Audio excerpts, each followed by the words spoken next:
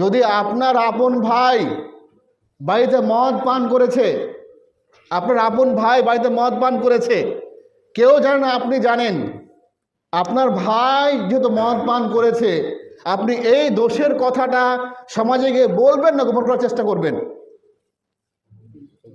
গোপন করার চেষ্টা করবেন। কেন? সে আমার আপন ভাই বলে।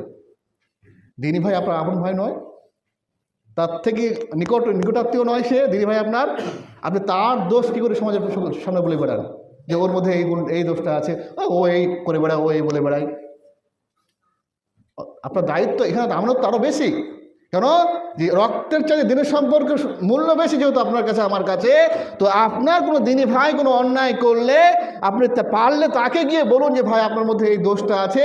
গীবত করে, পরচর্চা করে তাকে দুর্নাম করা বা তার সঙ্গে সম্পর্ক নষ্ট করা, কোনো পরিবেশ সৃষ্টি করার অধিকার আপনার আমার নেই।